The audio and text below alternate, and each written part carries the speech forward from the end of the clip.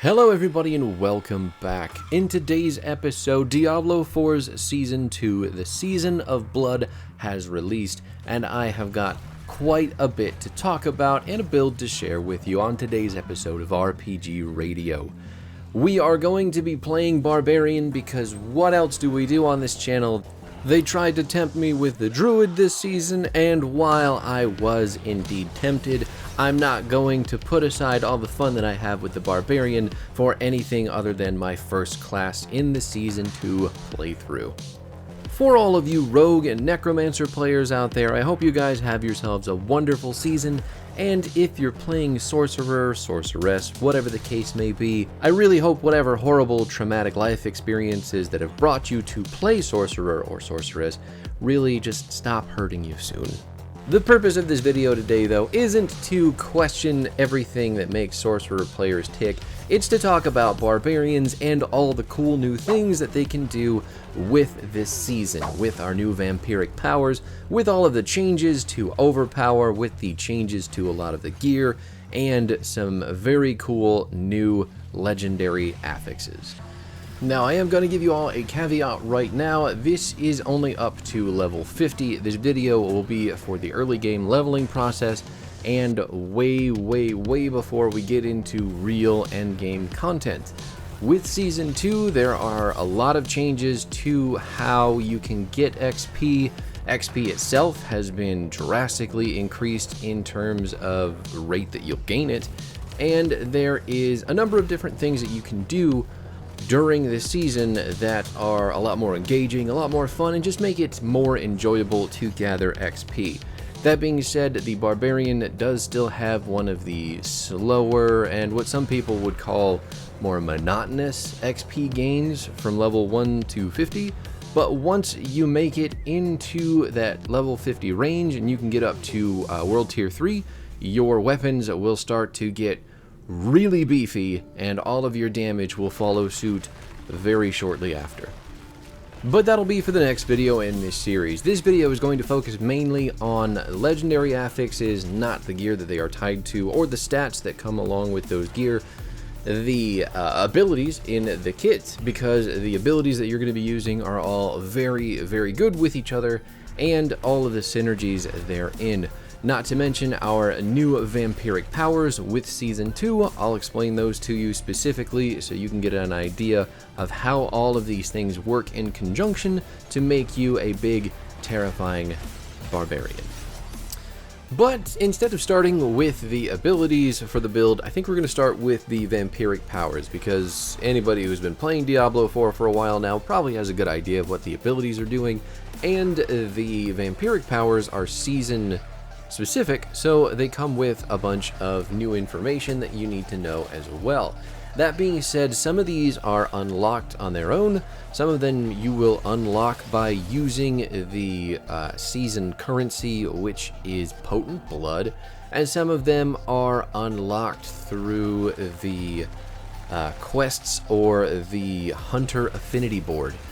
The Hunter Affinity is basically a bounty board that is in some towns in the overworld, and you'll get renown through that board, which will have certain powers that you can unlock through it. I know that's probably an overcomplication, but let's get focused. One of the first vampiric powers that you'll have access to is Anticipation, and this one is ultimately unlocked just through Potent Blood.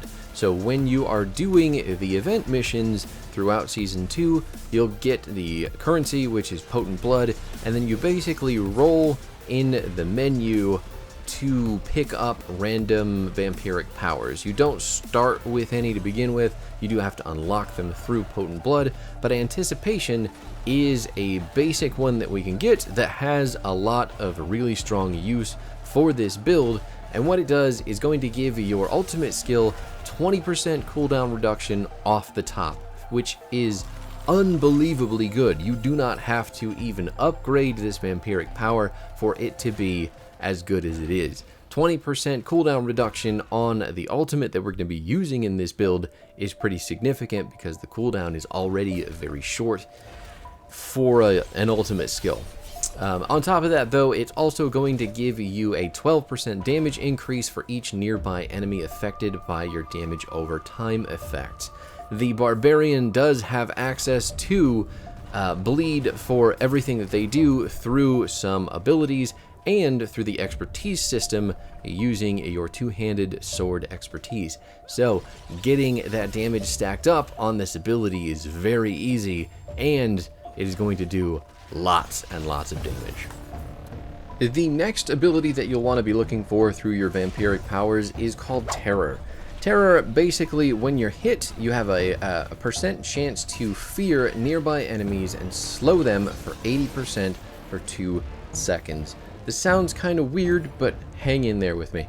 You're guaranteed to crit enemies who are feared, and that doesn't just apply to the ones that are feared by this power. This applies to anything that is feared, period. You will be able to crit it, and that is going to work very well with one of the weapons later on we'll talk about. But just remember, Terror gives you a very, very strong CC with an 80% slow, and it gives you a very, very good, panic button, given it is random. But if you get surrounded in this game, sometimes you just don't have the damage to get out, and if everybody is immediately feared away from you, it is an incredibly good get-out-of-jail-free card. That being said, once you make it to level 50, really, you shouldn't have to worry about that at all, and this ability will do nothing but shoot your damage up through the roof, because the amount of time that people are feared and the permanent crit that you are doing while fearing them is ridiculous. The next power we want is actually locked behind a quest. So as long as you are following the quest line throughout the season, you'll have this unlocked. Just remember to try to crank it out as quick as possible, because it is very good for this build. That is the Hectic rune, and for every 5 basic skills you cast, one of your active cooldowns is reduced by starting at 1 second up to 2 seconds once you get this thing fully upgraded. So basically, we've got Bash. Bash is a two-handed basic skill, and it comes with a whole lot of resource regeneration for this build as well. But when you're using that to get things started, that means that you are going to be reducing the cooldowns of your other abilities, which in turn reduce cooldowns of your other abilities. It's all going in one direction, but you can see that there is some focus on cooldown reduction when it comes to this build that makes it incredibly potent. After those 3 are out of the way, though, we move on to what are called the major vampiric powers, and the first one is also quest locked, but again, just get through the quest line. It is pretty fun. It's also kind of engaging, and the theme, the season assets, everything that they did with the season 2 quest line was actually really cool. So just based on that, go do it yourself. It was a lot of fun. But you'll get this, it's called Moonrise, and basically hitting an enemy with a basic skill is going to increase your attack speed, and this is going to stack up to 5 times. Upon reaching maximum stacks, you're going to enter a vampiric blood rage, as they call it, and you're going to get increased basic skill damage and movement speed for 10 seconds. Now, when you get this to begin with, that attack damage for your basic skills is 80%, but with just 1 level into this vampiric power, it shoots up to 120%, which is pretty nuts for a basic ability. Honestly, barbarians should be able to make use of this vampiric power probably no matter what the build is focused on, but with our specifically, since we like to do a lot of bashing anyway, it is very, very good. And then the final major vampiric ability that we are going to go for is Blood Boil. Blood Boil is going to interact with Overpower, and Overpower is a very, very good mechanic for barbarians. We're also going to try to be using a lot more health in this build, but Overpower ultimately is a massive amount of damage. It's been buffed as this season comes in with a lot of changes that make the damage work much easier, and the barbarian does have a whole bunch of ways to make the overpower happen pretty consistently outside of the normal 3% chance. So, what Blood Boil does, when you overpower one of your core skills, which in this case is Hammer of the Ancients, you are going to spawn 3 volatile blood drops. Collecting a blood drop is going to make it explode, dealing 60% of your physical damage around you. Every 20 seconds, your next skill is guaranteed to overpower. That is another just cherry on the top for this ability. The blood boils themselves, or the orbs that you'll pick up, you can see them on the ground right now. They explode. If you hit all 3 of them pretty quickly together, they can do massive amounts of damage and clear entire waves all on their own. It is an incredibly fun mechanic, especially for melee characters who are just going to be standing on top of those orbs anyway, smashing people's faces in while they're exploding. It's just everything I ever could have wanted, and it really is giving me all the feels of, you know, release Diablo 4, that kind of excitement where you've just been waiting for something good and then you get it and it's great. But anyway, Blood Boil, again, the overpower guarantee. Ultimately, the more that you level this up, the more the cooldown on that overpower timer is going to reduce. So it starts off, when you'll pick this up for the first time, I think you start at 40%. And then when you hit the next level, you're down to, 40 seconds. Next level, you're down to 30 seconds. And when it's fully upgraded, you're down to 20 seconds. So every 20 seconds, you will overpower, not counting your overpowers from your abilities and everything else going on in this kit. It is awesome. So with the seasonal stuff out of the way, we can talk about the abilities. And since Bash is our basic ability, we'll start there. Bash is basically going to give you the opportunity to stun enemies when you hit them 4 times, or you basically have 4 uses of Bash. So you can swing away, and every 4th time you will be stunning whatever you're hitting for 1 to 2 seconds. 2 seconds given that we are using a 2-handed weapon, but it's going to be very useful no matter what. Hitting people with a basic attack and stunning them for any amount of time is even really helpful on bosses, because you can build that stagger bar up very, very quickly. Enhanced Bash is the modifier, the first modifier for Bash, and what this is going to do when you damage an enemy who has been stunned with your Bash, you are going to get a 20% to 40% of your maximum life when you hit them in Fortify. Fortify is also incredibly strong when it comes to this build, because Fortify feeds into Overpower as well. The reason I say 20 to 40% is because when you are using a 2-handed weapon like you will be with this build, your Bash is going to give you 40%. It doubles the base amount when you're using a 2-handed weapon.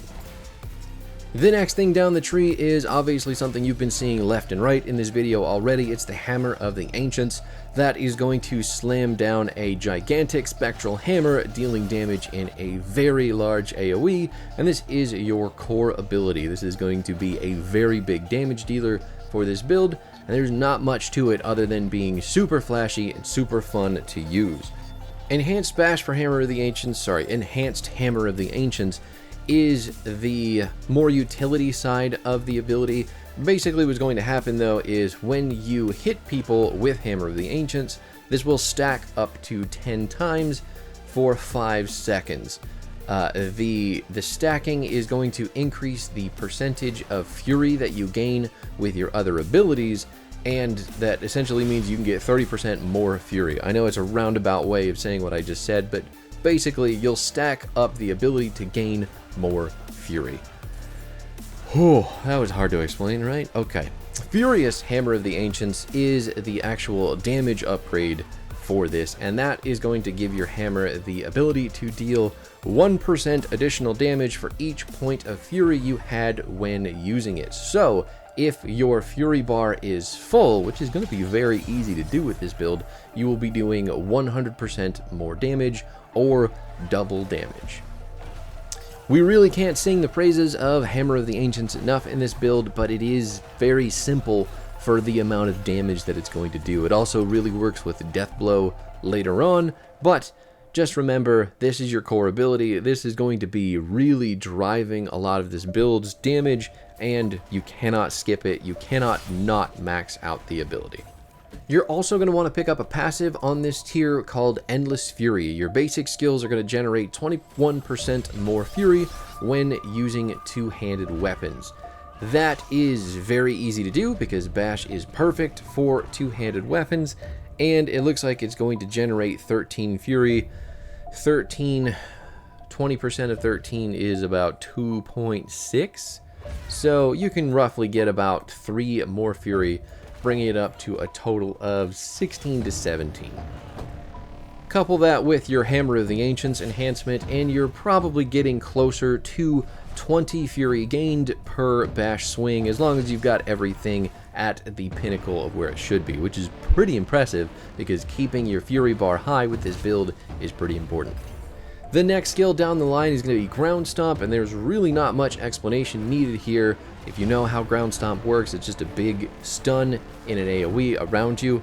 Your enhanced Ground Stomp is going to increase the duration of the stun, which is always good because the longer they're stunned, the better damage you can get on them. And then more importantly, the strategic Ground Stomp is going to be what you really want to pick up. This is going to reduce the cooldown of your ultimate skill by 1 second for each enemy damaged by Ground Stomp. That'll make more sense on the ultimate tier, which I'm sure you can probably see already, but it is incredibly useful for reducing a cooldown that is just a little bit higher than you want it to be. Next is going to be your Brawling tier, and you'll want to pick up Leap for this because Leap is pure mobility and pure resource generation. Enhanced Leap sucks. I'm just going to lay it out there right now. I don't think it's very good. Reducing the cooldown when you don't hit anything is fine, but it doesn't reduce it by enough, I think. And anyway, that's not really the focus. You're going to take Power Leap anyway because you get 40 Fury when you hit people with Leap, and that is awesome. You'll also pick up on this tier your Aggressive Resistance, just 1 point there. You get 4% damage reduction while you're berserking, but more importantly, you'll pick up Battle Fervor because when a brawling skill damages at least one enemy, you're going to get berserking for 3 seconds. Once you get all 3 points into Battle Fervor, this is what's going to happen. So you'll pick that up because berserking is movement speed and extra damage, and it is always good to have at least one opportunity to use that on a barbarian, no matter what the build. After you've made it past the Brawling tier, we get down into the Weapon Mastery skills, and this is where we're going to pick up the sister ability for Hammer of the Ancients, and that is Death Blow. If you're not aware how Death Blow works, when you kill an enemy with Death Blow, you are going to reset the cooldown of the ability, letting you do it very often, and the amount of damage that this ability is doing is pretty comparable, if not much more, than Hammer of the Ancients. There's a couple more things going on that require some brain power when you use it, but ultimately they do very similar things while complementing each other in very, very specific ways. Hammer of the Ancients is typically going to be the front-end damage for this build, and then Death Blow is going to be what you use to finish people off. That being said, the enhancement for Death Blow is just going to increase the damage it deals to bosses by 150%, which is double and a half, and that is pretty nutty. But the next thing on the Death Blow tree is Fighter's Death Blow. Now, I remember in my last Death Blow build guide, I was going for Warrior's Death Blow to get the Berserking because it's basically free Berserking when you hit your Death Blow. But in this build specifically, Hammer of the Ancients just absolutely tears through your Fury bar, and you need to have a big Fury bar to be able to hit the hammers as often as possible, since it's most of your damage. So what Fighter's Death Blow is doing is anytime Death Blow damages at least one enemy, you're going to get 20 Fury. This is really great because the chain of events typically is going to go like Leap in, gain your initial 40 Fury with Leap, hit 1 or 2 hammers of the ancients, with a couple bashes here and there, obviously. The things just bounce off of each other pretty well. Or you can rip a death blow on a low health enemy and get yourself an easy 20 fury there. If you've killed that enemy with death blow, you can hit another low health enemy as well, because death blow is also an AoE ability, and that will give you even more fury. With the way that the abilities all work together in this build, you can basically have a full fury bar all the time, making your hammers do much more damage. And there are a couple legendary aspects we'll get to in the next video that also boost your damage when your fury bar is full. It is really, really impeccable how well all of this stuff works together. The passives on this tier that you want to look at are going to be, first of all, Pit Fighter. You're going to deal increased damage to close enemies, and you gain damage reduction from far enemies. After that, there is No Mercy, which is an increased crit chance against immobilized, stunned, or slowed enemies. All things we do very well in this build. After that, you'll take your either Slaying Strike or Expose Vulnerability. Slaying Strike is basically just increasing the damage that you deal to injured enemies, which is really important for keeping Death Blow relevant. And then Expose Vulnerability is going to basically have your Weapon Mastery skills cause your next core skill, which is your Hammer, to make enemies vulnerable for 2 to 3 seconds, depending on how many points you put into it. So all of that being said, these 4 passives are going to increase the damage of your Hammer and your Death Blow by very good amounts. You'll also pick up on this tier Thick Skin. 1 point into it is going to be just fine, and that means anytime that you take direct damage, you're going to basically gain 0.4% of your max life as Fortify. Really what we want from this, though, is to get down to counter-offensive, because while you have Fortify for over 50% of your maximum life, you're going to deal an additional 12% increased damage with the full 3 points into it, which is incredibly good. And amulets do come with additional points into this passive that we can get later on, meaning that we can get higher than 12% extra damage when fortified, which is going to be a lot of the time. Now, on the ultimate tier of things, the one ability I haven't talked about at all yet, even though I'm sure you've seen it, even though I'm sure you figured it out because you're just such a smart cookie, is Iron Maelstrom, the coolest ability that the Barbarian got as an ultimate, and it really just shines so much in this build because the cooldown is very short for what is an ultimate ability, and what this ability can do is damage, CC, and all over again the same thing until everything is dead in the whole room. I mean, it just screens worth of damage. Huge mobs just eviscerated without much effort whatsoever. So basically what this means is that you'll use the Iron Maelstrom. It is 3 different abilities, but when you cast, you'll have your first cast, which is both of your weapons in front of you, stunning whatever you hit there. Your second cast will be spinning around you, causing some bleeding damage, which is really fantastic. And then finally, you're going to swing again, which is just going to do extra base damage. Nothing terribly exciting on that last swing, but you gotta get the finisher in there somehow. After that, you'll take Prime Iron Maelstrom, which is the first upgrade, and that is going to give it 30% increased crit chance and 40% increased crit damage, which is very great because if we are ever in the position where you get hit with terror and everybody is feared, that is a whole lot more damage on your crits that are guaranteed. Not that you'll even need them, because this ability is just so monstrous on its own. Supreme Iron Maelstrom is the final upgrade, and dealing direct damage to an enemy after swapping weapons reduces Iron Maelstrom's cooldown by 1 second. That is fantastic because this build does make very good use of weapon swapping between your two-handed bludgeoning, your two-handed slashing, and your dual wielding weapons. That is all probably something I should mention. Yeah, your dual wielding weapons go on to leap. Your bludgeoning weapon will go on to bash and hammer of the ancients, and then your slashing weapon will go on to death blow.